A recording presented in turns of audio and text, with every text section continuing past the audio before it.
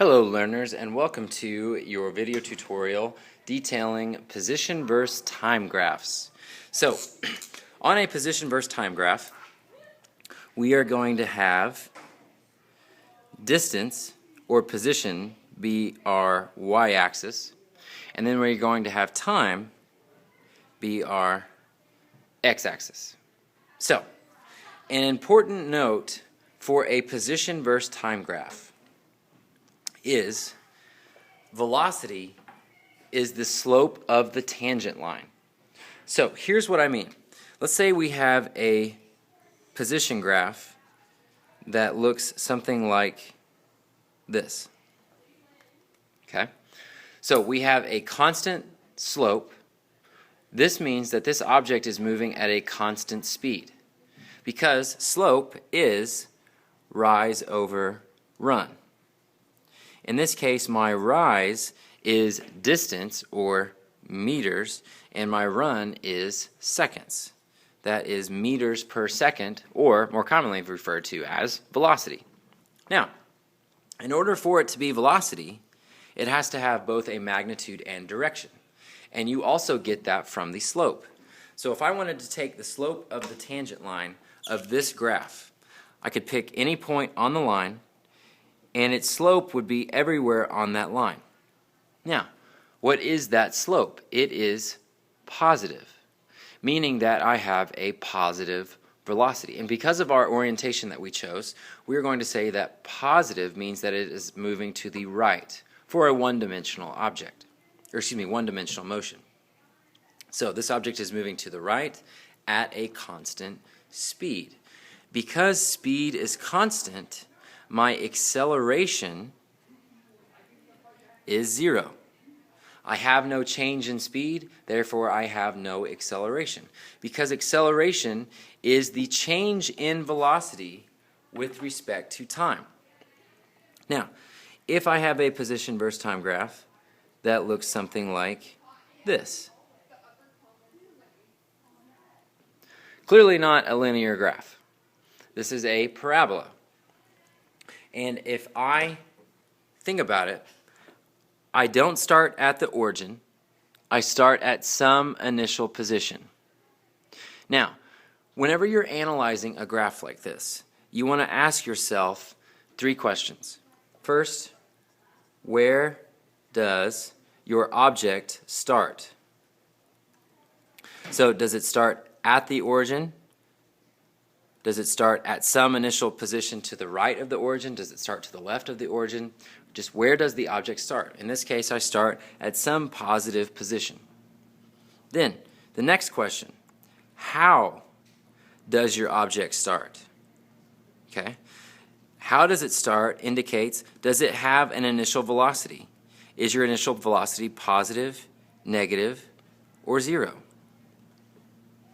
So, how to tell what your initial velocity is. Again, V0 is initial velocity. Look at your initial slope of the tangent line. In this case, starting out, I have a negative slope. So for this instance, my V0 is a negative number, meaning that my object is moving to the left. It's moving back to the origin. Then, the third question is, how is your object moving? Your options are speeding up or slowing down. To tell whether your object is speeding up or slowing down, we're going to have to look at that object's acceleration. And to get that, we are going to look at the concavity of our graph. In this case, my graph is concave up, indicating to me that I have a positive acceleration. If my acceleration and my velocity have opposite signs, then my object is slowing down. If they were to have the same sign, then my object would be speeding up. So let's work an example. Let's look at a position versus time graph that looks like that. So here's my position, here's my time. And I want to know exactly what I answered in the previous question. Where does your object start? How does your object start?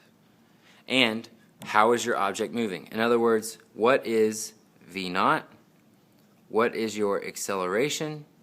And then what is your starting position, or X naught?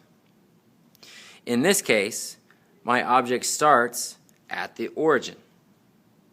So my starting position would be 0 meters. Now, just by looking at it, it's concave up. So I know that my acceleration is positive. And to get my initial speed, look at our starting slope. It's the bottom of a parabola. That is a starting speed of 0. In other words, my object started from rest. Okay, I'm going to give you one more to try and work on your own. So, here's our distance versus time graph.